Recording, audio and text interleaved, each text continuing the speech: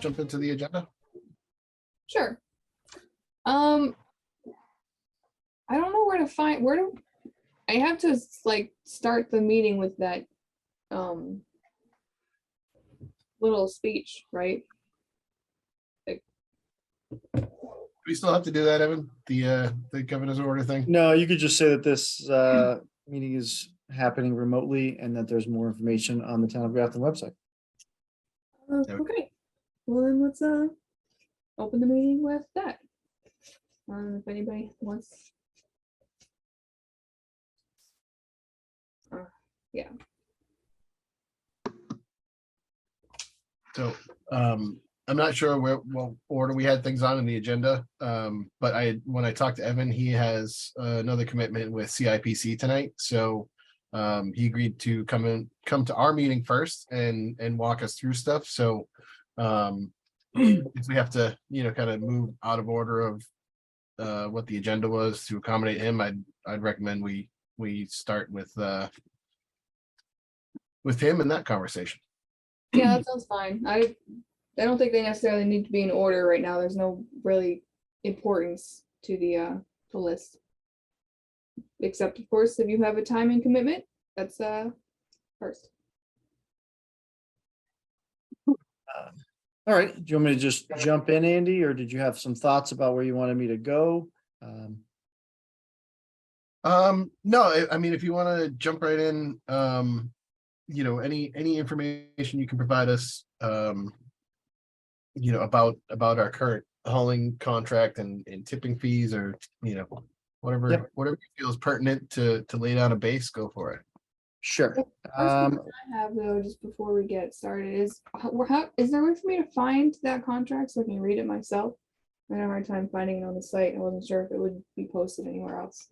I thought it was under the Board of Health, but I can get that sent out to all of you. Yeah, I can look if I don't know if that was the tab I would have thought it would have been, but I will keep looking for it unless you want to send me a copy.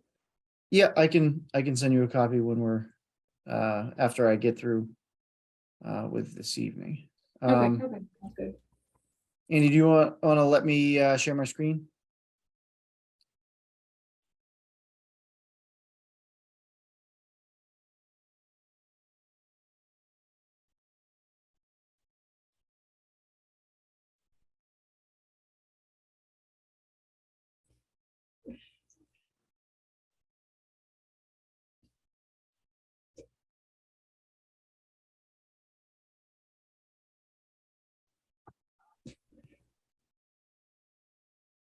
All right, let's do this. Yep, now I got it.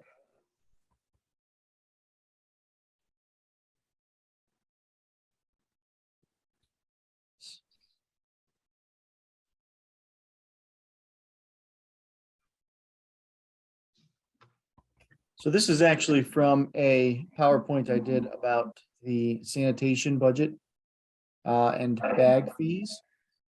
But I think it has kind of, without having to redo all of the math, it gives you a good idea of where we are currently in Grafton. So the sanitation budget, we went back to 2014 for our tracking, and we still have about $850,000 a year.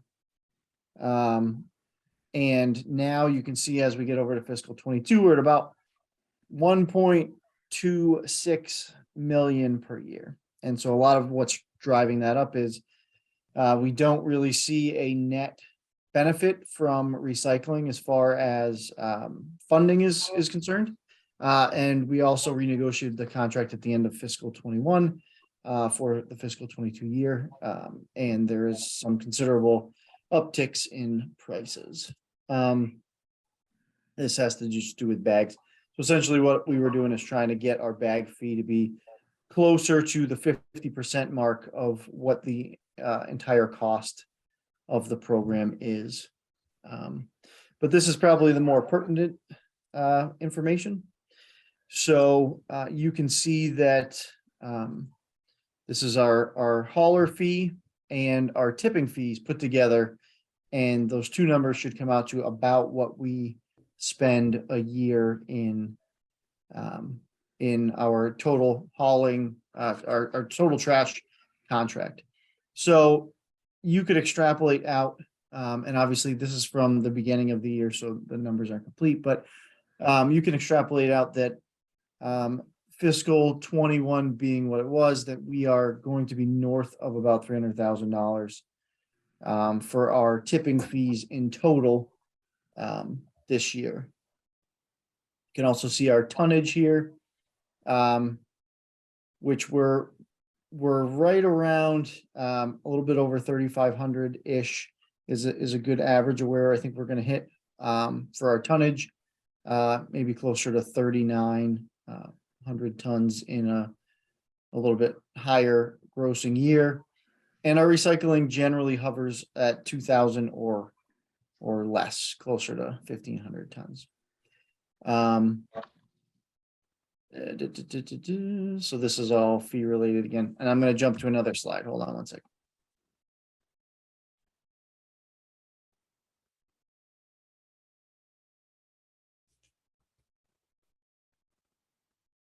All right, so this is another tracking that actually is done by Chris Karen up at DPW, or up at Highway rather. And this shows you all of our gross tonnage. This is actually a really helpful document when we're doing all of our look backs.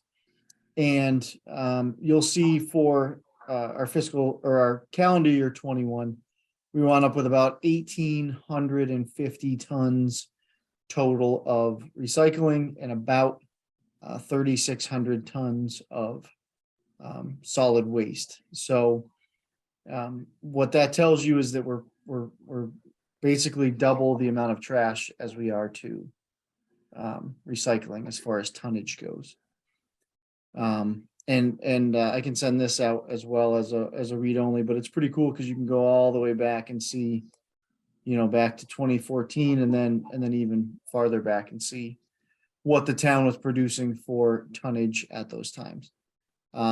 We did see a large uptick of tonnage starting in the pandemic years, which hasn't really tapered off. There was some talk in the solid waste community that we would see, these tonnages go back to pre-pandemic levels, but they really haven't, for probably two reasons. One, as we know, we continue to have population growth, and two, the drop off of where we thought the tonnage would be in general after people went back to work never really materialized. People are still throwing away just as much stuff at home as they were previous. And then I have one other thing I want to share with you, and then we can kind of just chat about the general contract. And this is this is what our bill comes in and looks like from E.L. Harvey. And see, what you can see here is that our total fee, this is our total fee for recycling, is about $106 per ton. That's what the going rate is right now. We'll then scroll down and see that these are our tonnages and the revenue we get per ton. So you can see that, residential mixed, we get hit with a negative $30 per ton assessment, but you can also see like HDPE, which is high density polyethylene, which is class N. We get pretty good revenue per ton on that. We get some revenue per ton on the regular C, but then you have some costs, right? Glass costs us about $95 per ton. And we get charged with $107 per ton of residue. And this is where the real crisis in American recycling resides, is in revenue. Excuse me, no, not revenue. Revenue is my other part of my job. Residue. So residue is all the stuff in your recycling that's not recyclable, but it also is food waste. People put wood products in there, all kinds of different junk. And so if you go back to when China stopped taking our recycling at a profit, through an act that they called National Sword, or China Sword also is another name for it. They'll still take our recycling, but it has to be, I believe it's 0.5% residue, right? Which is an extremely clean stream, which we're not even remotely close to attaining. And so what recycling companies have been doing is trying to implement better technologies to remove the residual that then goes over into your regular solid waste disposal, right, at $107 a ton.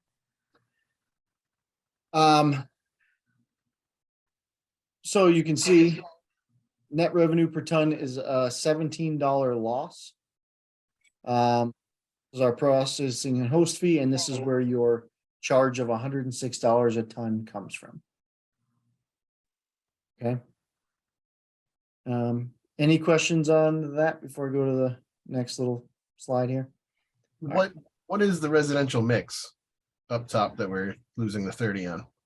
That's that we have single stream recycling instead of dual stream.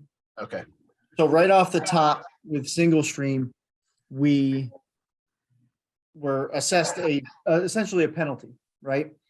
Now in the good recycling times when everything was worth a ton of money, that fee was not as important because you were losing some revenue, $30 per ton.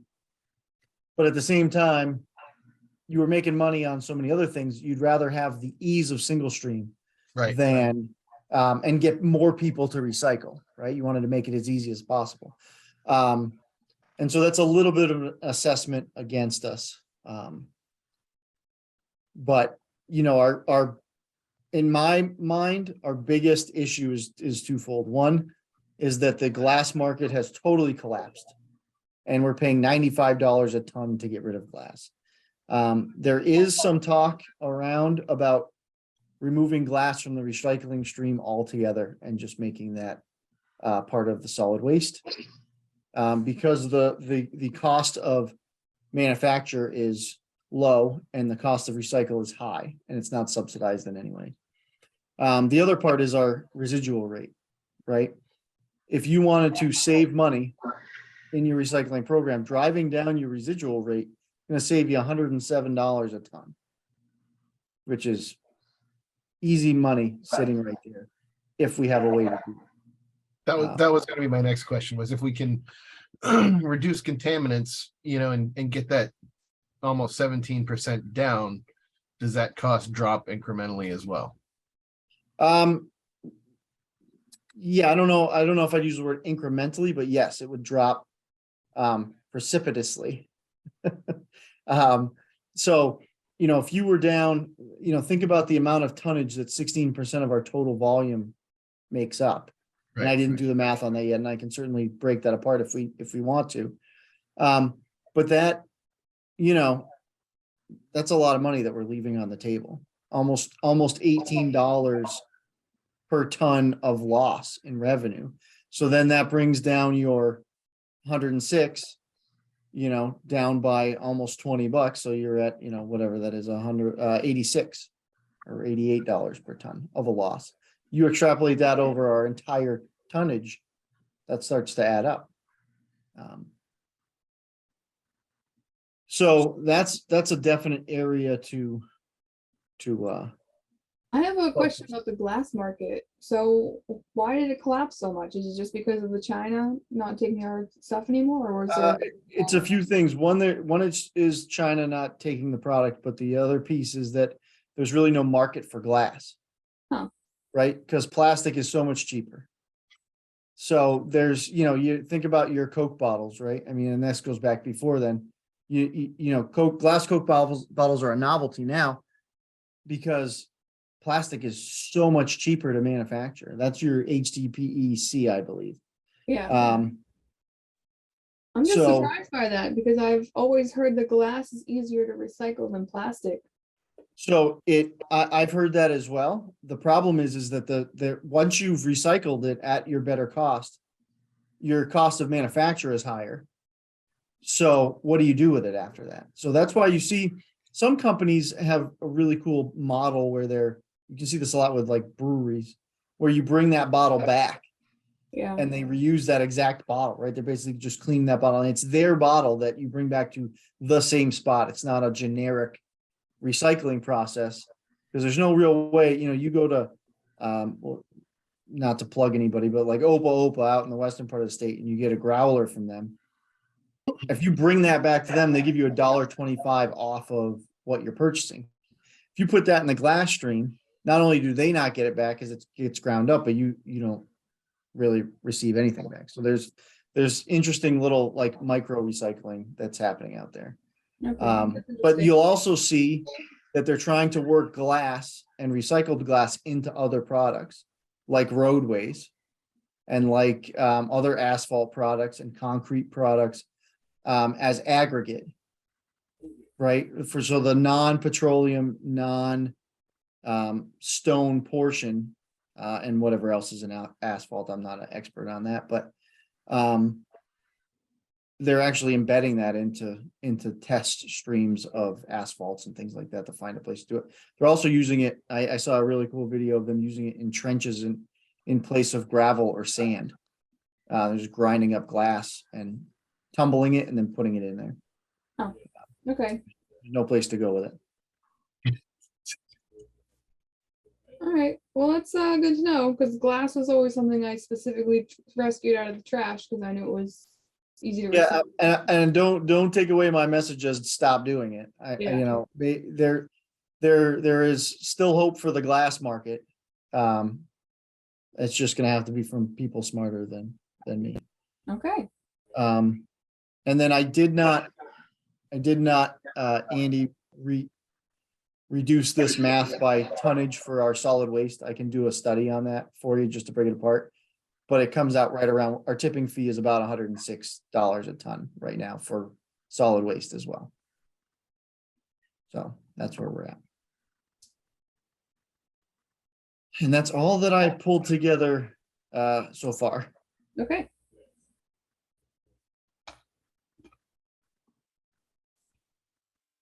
Mm. So it seems, again, we're still in the same place, that the best way to reduce our cost is to get people better at separating out the recycling so that we can sell easier.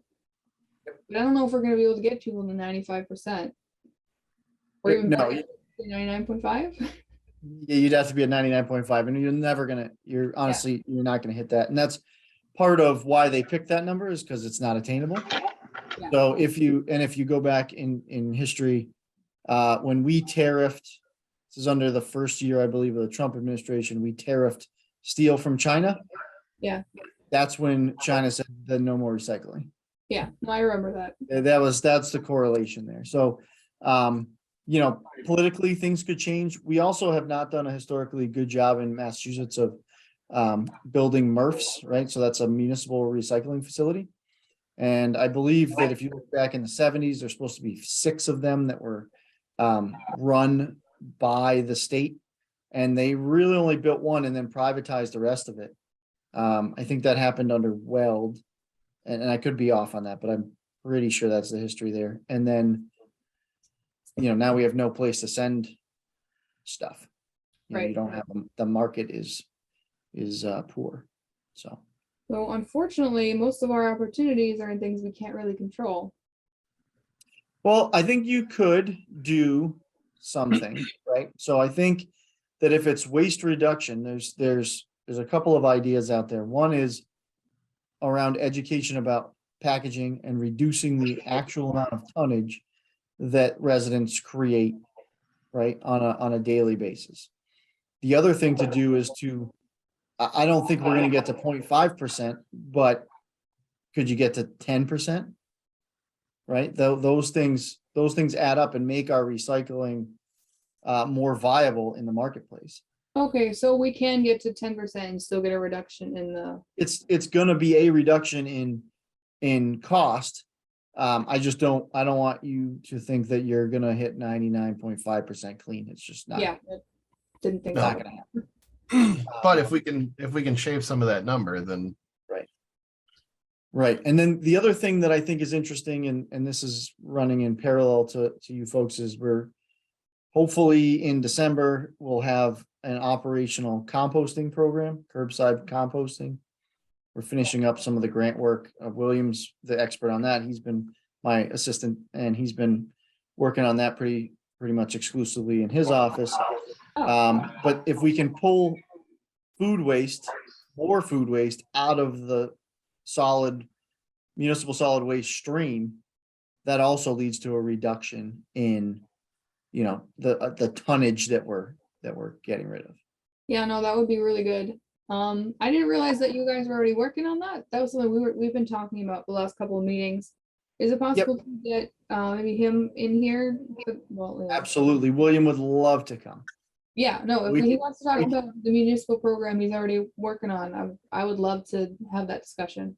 Absolutely. So we can get William to come in and talk a little bit more about composting. I also think that there's probably some gains to be made in, I think Highway already has a backyard composter program. Oh, Do you have composters up there, Kev? Or is that a thing we did and we're not doing anymore?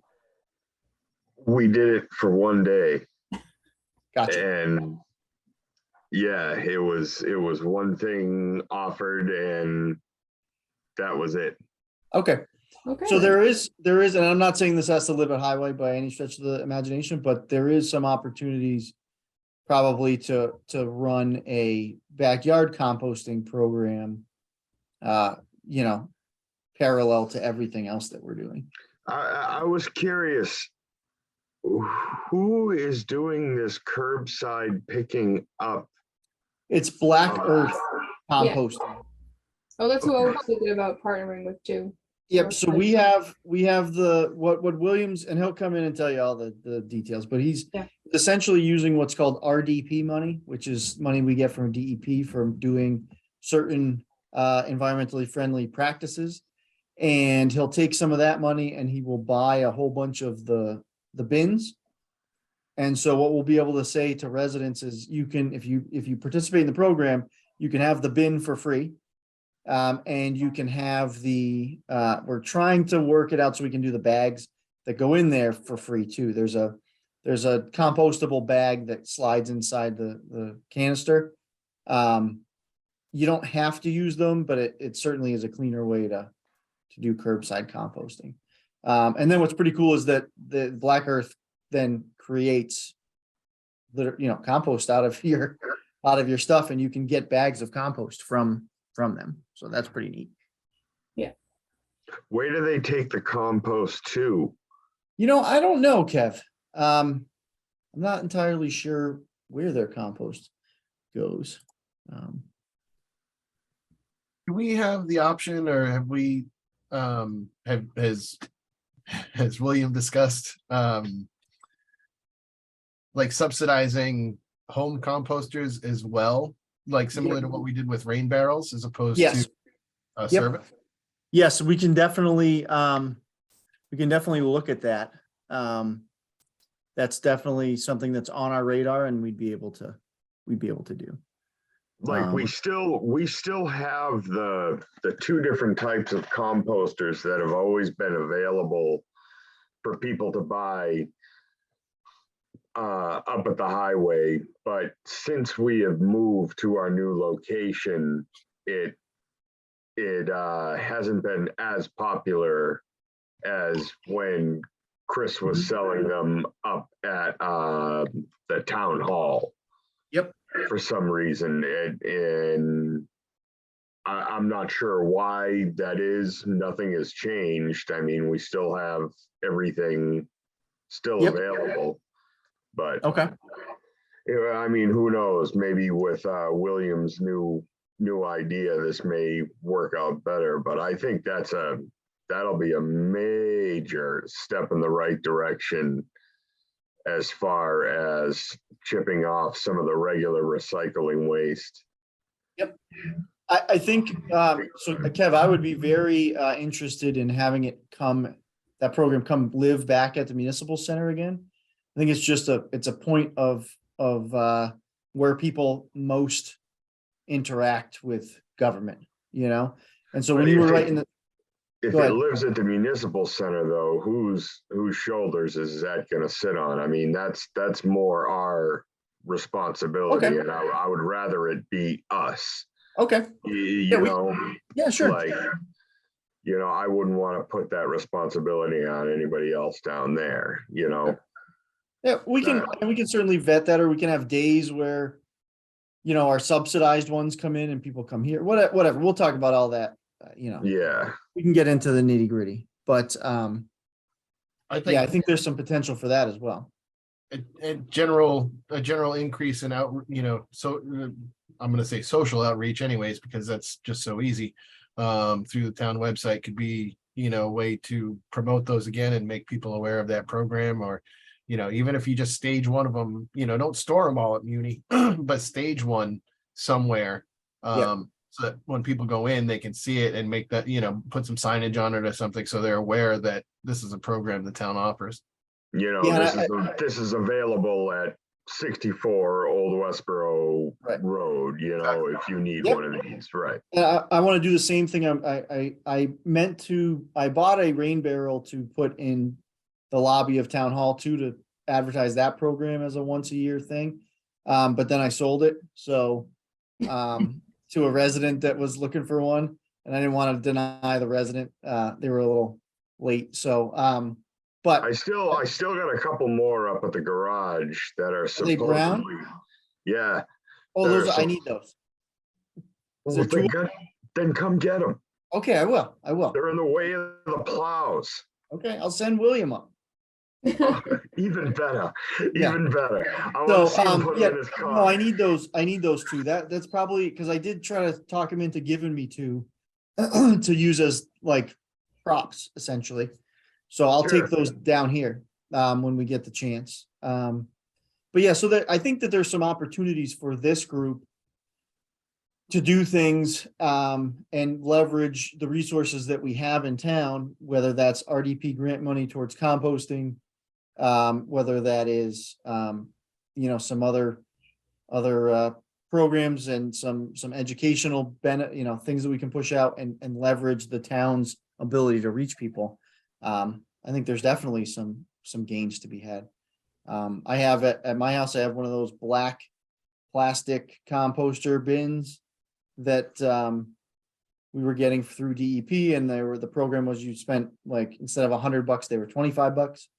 And, I still use that. I live in the woods and I've got 3 different compost piles going depending on what's in it. But we still use that one for food waste.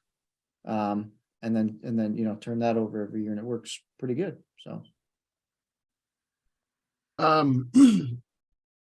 I wanted to get your thoughts quick too, because you said, we take a hit for single stream recycling versus dual stream.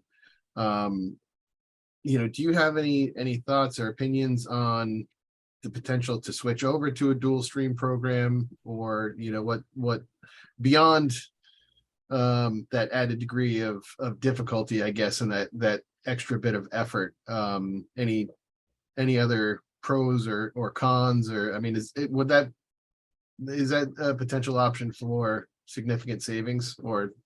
So I would say probably not at this point. And the reason for that is that you probably are going to lose your savings that you're going to pick up in, by getting away from single stream.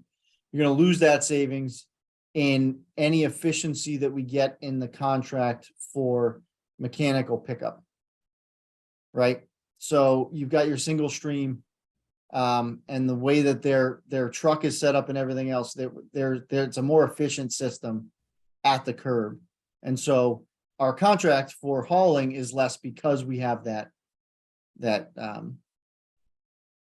simpler collection point at the curb, as opposed to a truck that has 2 compartments in it. And you have to physically load the front compartment and then load the back compartment, with your paper products and your glass and metals. So I would venture a guess that if we moved towards dual stream, we would get rid of our $30 fee there, but we would pick up pretty close to the same amount on the hauling side. just from the complexity. Simpler is better too. Yep, to a certain degree, yeah, Yeah. so. Less people would probably do it then too. Yeah, so one of the interesting things that, we've, you look at is if you give, and I know Grafton's pay as you throw, some towns do a small bin for trash and then pay as you throw for anything over that, which really helps drive your recycling, as does pay as you throw. I mean, that's the whole idea of pay as you throw, right? If it hurts to throw away material, then in theory, you as an individual will find ways to have less garbage. Whether that's composting, driving up recycling rates, or just buying things that have less packaging. I think that's kind of the centrist idea of that. So, I feel like unfortunately a lot of people just use wish cycling. They're like, oh, I don't want to put it in the trash, so I'll put it in the recycling bin. oh, constantly. Yeah. Constantly. I wonder how much of that would get changed. I don't know. I wonder how much we can mitigate that. Well, I think, I don't think I think it's definitely, it's worth the effort and worth trying. And I also think that, the frequency of that message makes a difference as well, right? So if we push something out once a year, people stop paying attention. Yeah. You push it out monthly or every couple months, or do some little, thing around it, whether that's working with Bob Datoma and doing a little recycling video, or, I don't know, there's a whole bunch of kooky ways that you could get your message out. I think that repetition is going to breed, familiarity with the program and what we're trying to do. Right. And, seeing what we can, the real key to all of this, I think, is, your middle school kids. Yeah. Cause they'll, that's what I learned from my third grader, is all of the things that I am doing incorrect. Yeah. That was kind of an idea I had to maybe get in She's school. picking up they do a recycling lesson at school, and then she comes home and she is just all about that. So, I think there's that too, partnering with the schools, and looking at ways that we can all, row in the same direction. I'd love to do that.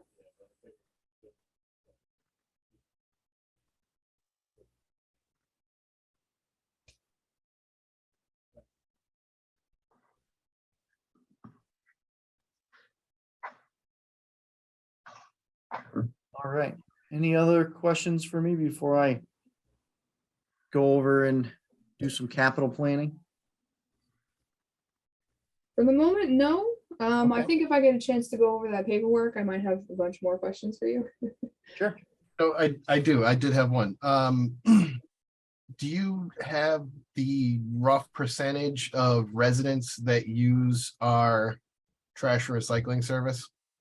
Because like the apartment complexes don't, but what's the percentage of residents that? I honestly don't have that, Andy, and I don't know that I extrapolated that out before. I don't know that I have that data easily crunchable. Let me see what I can put together. It's not a huge deal if you don't. I thought we had discussed it. Maybe we just discussing it at a different meeting. Yeah, we definitely had a conversation around when we were doing bag fees.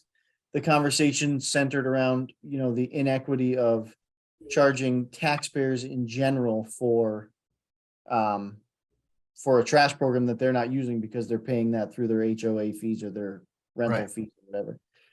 Maybe we did do the math, Andy. Let me go take a look. I didn't see it in my review today, but it could be in there.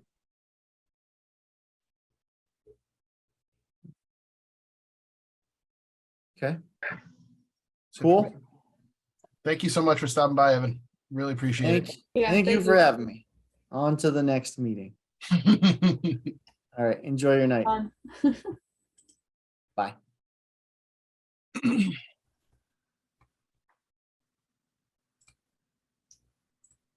the agenda.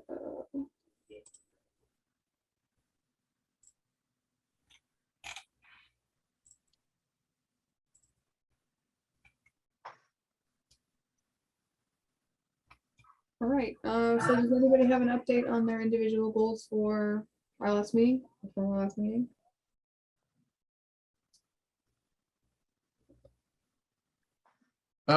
So, I mean, small stuff, we had talked through, I brought some social examples and, honestly, in talking to Evan tonight, it really it really sounds like that's something that we should try and hit hard soon. Not to overuse the term, but low hanging fruit, especially if we can get um, the residue number and the contaminants percentage down. I think even beyond that, communications about good recycling habits and good recycling practices in terms of the single stream, but also promoting textile and clothing recycling through, the Girl Scouts have a deposit box in town. There are several other ones that we can help promote. I think the town still works with, oh, I just had the name and I lost it. They used to have the pink bags that you put out on recycling day, but now, you could put any sort of textiles in them. Now you are supposed to like call and make an appointment, but, and I can tell by the looks on your faces that you guys, don't seem to be aware of that. So Nope. again, like, this is all, I guess this is the crux of what we're talking about is, Right. we all know some of these little tricks and stuff here, and getting that out and making that knowledge more mainstream. So promoting textile drives, anytime we can promote the electronics recycling and appliance recycling pop-ups that we have, or the styrofoam recycling center over in Northbridge. One of the other thing, obviously, talking to Evan was part of my homework and getting him here. We did have a talk about the town social, and I haven't talked to William about it yet, but Evan was fully supportive of us, putting together like social calendars to get posts out. It would be on us, to provide that info and determine the frequency at which it happens. But we have access to the town's social channel, so we could push that stuff out.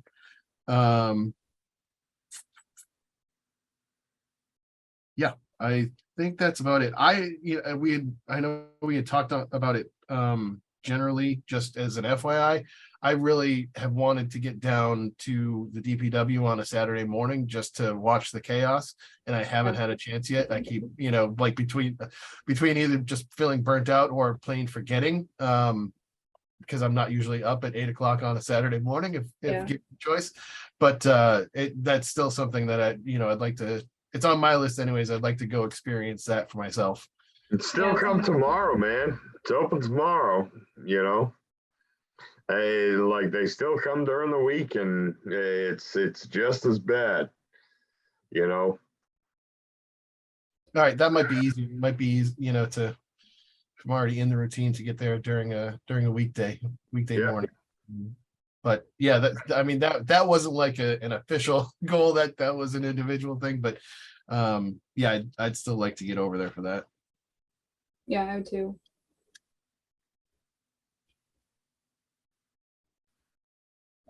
I did, and I know we talked about this last time. I don't think we'll have it done in time. But for the future, getting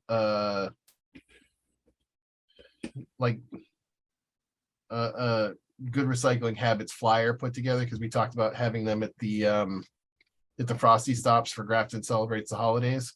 And that's, I think, December 4th or right around the beginning of the month. So, realistically, we would have had to have had something to look at tonight, I guess, to approve it and get it in people's hands before that event. So I don't think we're going to make that, but I really did think that was a great idea that came out of our last meeting, that we can work for the future. There'll be other opportunities. Yeah, there will be. There's one thing I wanted to throw in there. I don't know if you guys were aware of this now with the whole mattress thing. Have you heard about this? I heard about it. So but we're starting to get more phone calls now up at the garage. How and where do we get rid of mattresses? So now Harvey's will take them, but they're $100 a piece. So if you have a box spring, it's $100. If you have a mattress, it's $100. And just like anything, you gotta call them and schedule, and then it's usually on Tuesdays, they'll come and grab them. And then usually when you tell the homeowner that, they have a mild stroke, but that's just the way it is. So, Yeah.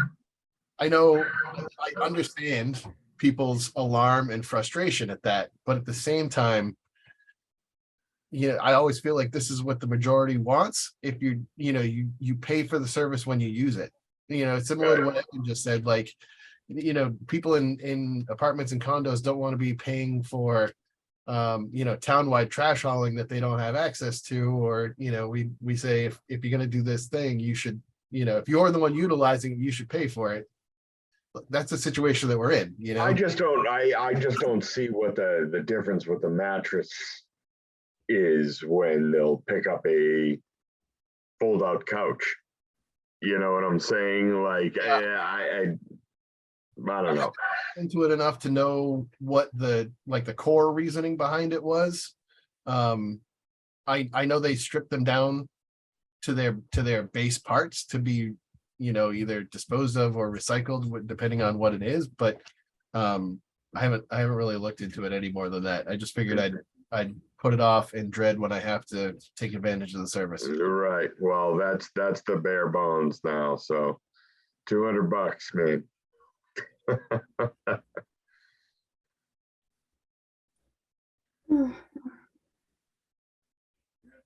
Now, is that with, I mean, I would assume that you have to make it like a blanket thing. You couldn't go like rent a Bagster from Home Depot or something and get a cheaper rate disposing of it that way, could you? No, because nobody is taking mattresses. Okay. It's like it's become a law now. Yeah. okay then. Yeah, and I speak with our trash collecting guy, Pat.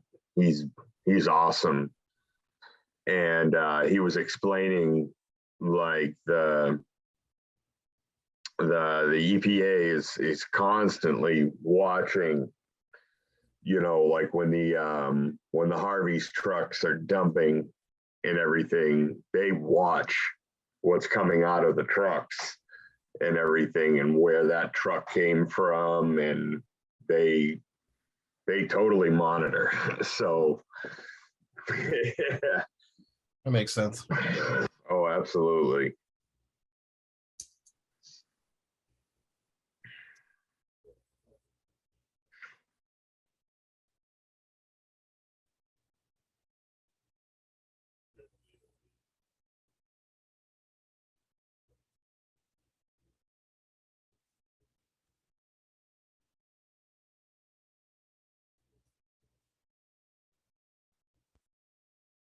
Okay. Anything else you want to discuss?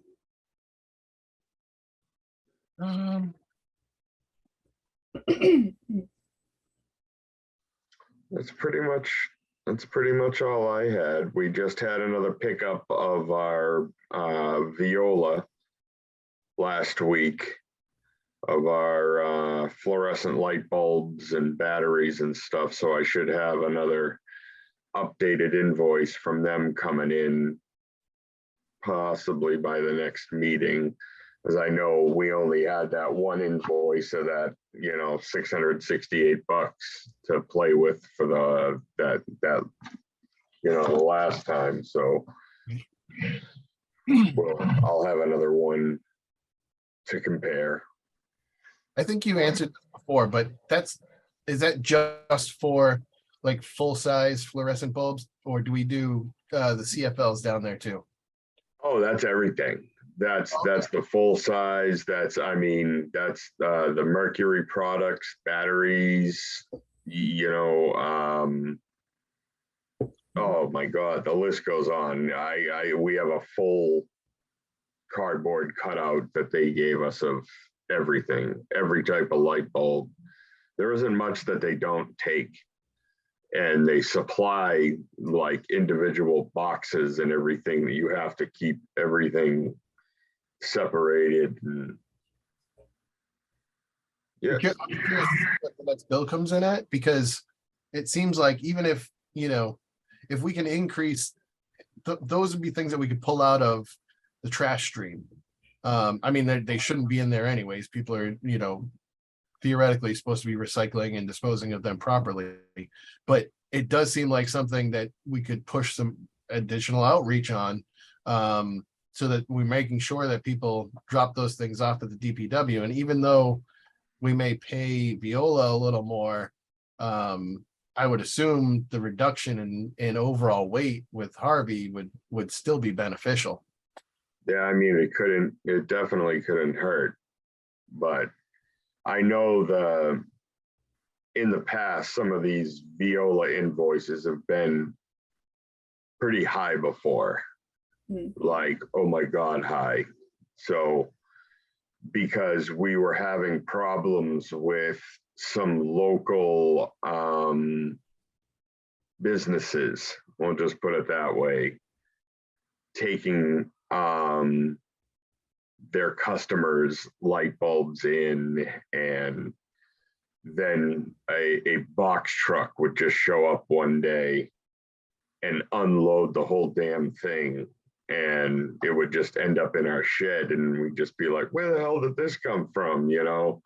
So Yeah. it's kind of a double-edged sword where you gotta just make sure that, you know, yeah, this is a homeowner. Okay, we just switched to LED bulbs, and yeah, I know we have, you know, 20 bulbs here, but I swear it was all just from my house. You know, like, it's kind of hard to make sure that the people are actually from town and it's not people taking advantage, because this can really get expensive. Yeah. Just because it is such a specialty thing.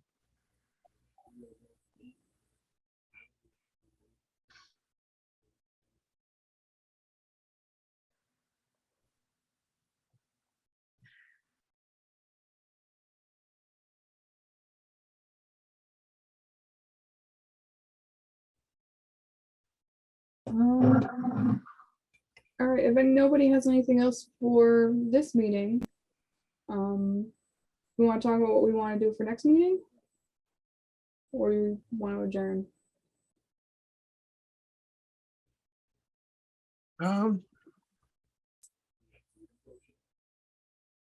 So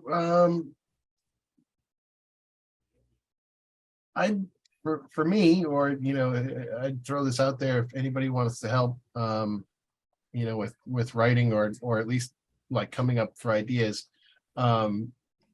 I'd like to try and get some social posts together. You know, like lay out, have some ideas for the copy to go, you know, the text to go along with the post itself, and some graphics that maybe I could run past the group at our December meeting. Because if we could, you know, maybe focus on some of that holiday packaging and let people know what should and shouldn't be in their bins heading into the holiday season in December.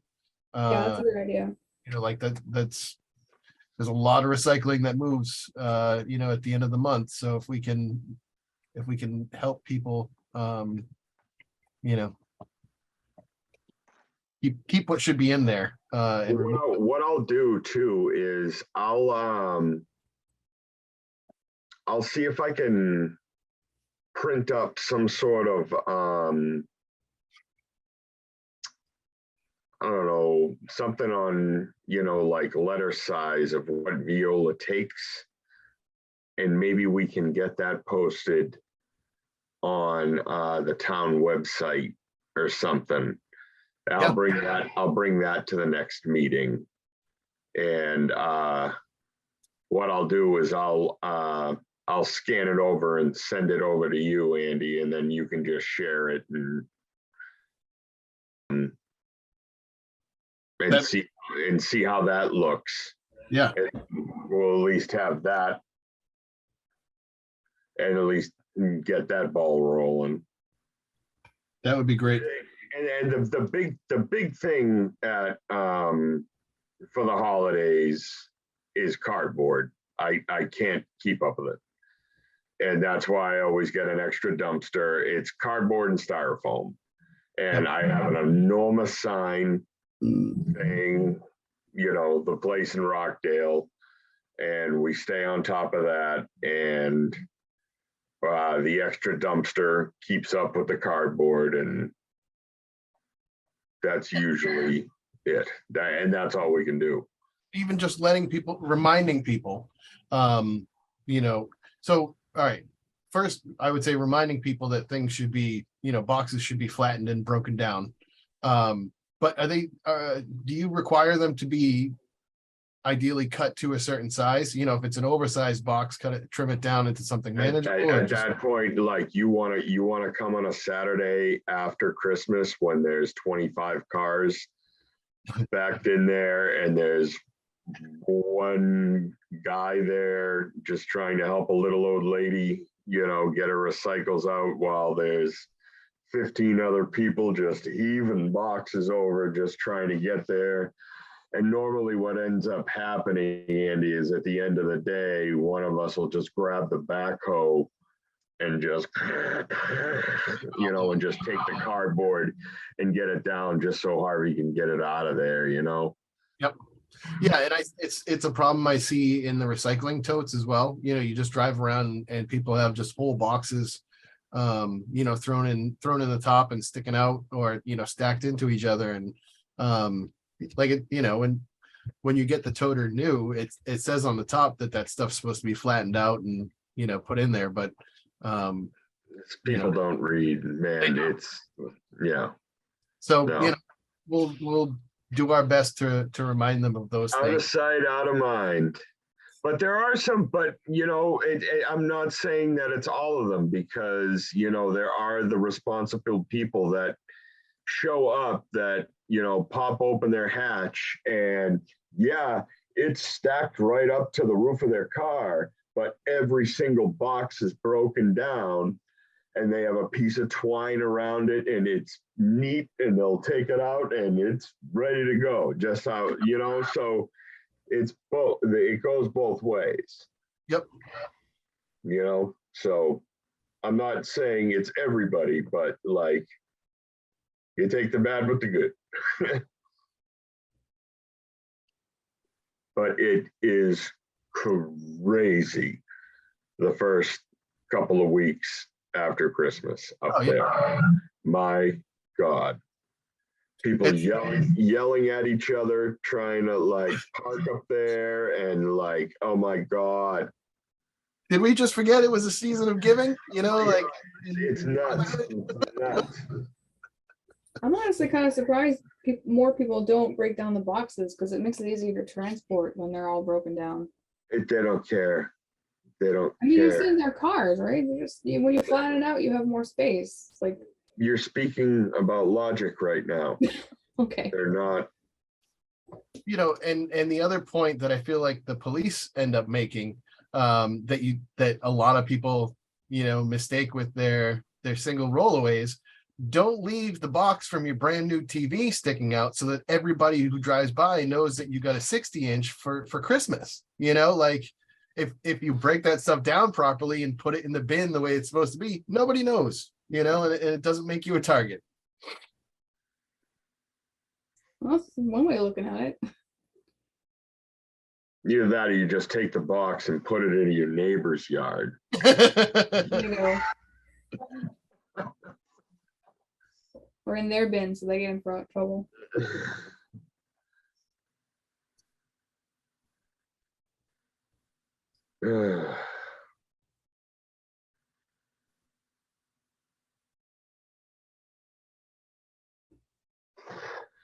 I'm totally gonna. Oh, right. So last time we talked about the social media posts, you brought up that the Mass DEP has some ready-made things. So do we just want to pull some of those just quickly so that no one has to worry about rushing to make a flyer at the end of the month? Yeah, I think we could do that. Or, you know, like, again, because I'm a graphic designer, 9 to Oh. 5. So, All right, then.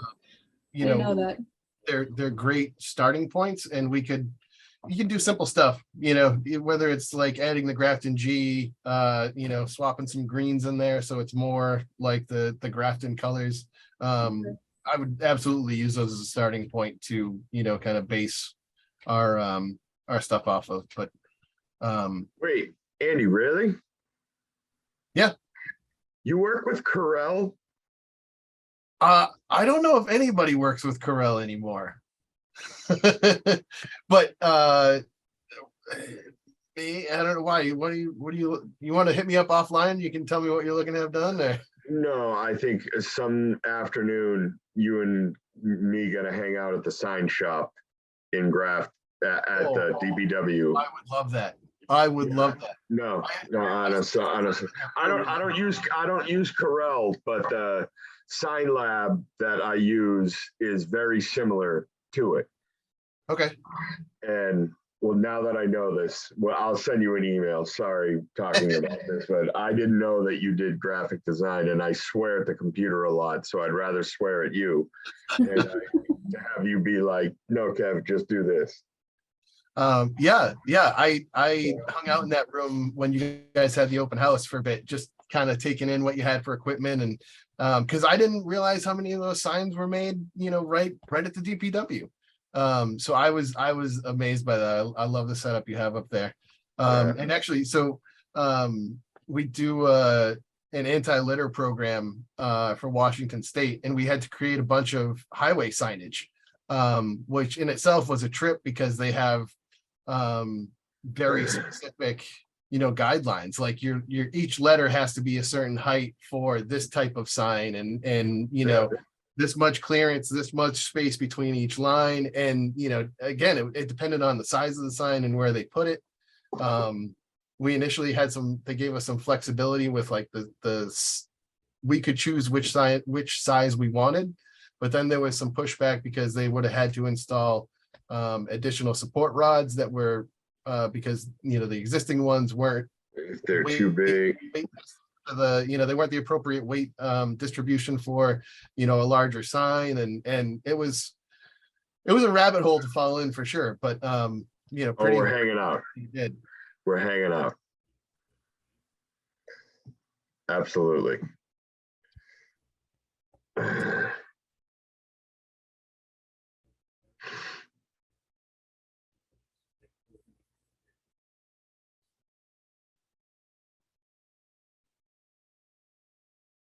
But yeah, I'll try and get some of those materials together for our next meeting, Okay.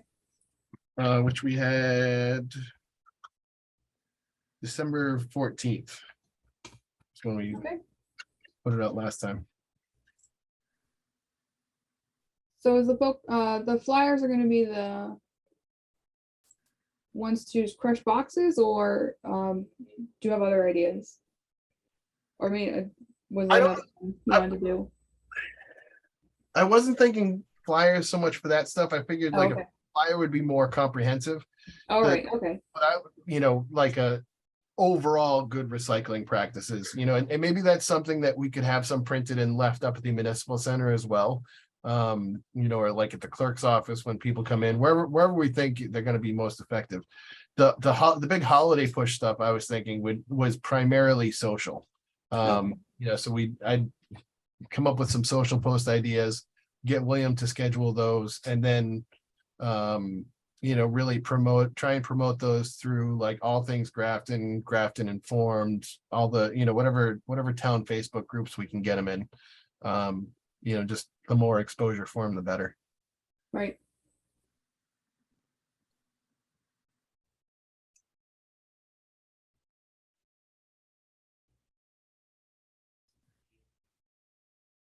Well, if I guess if everybody's all set, we should be good to adjourn for now.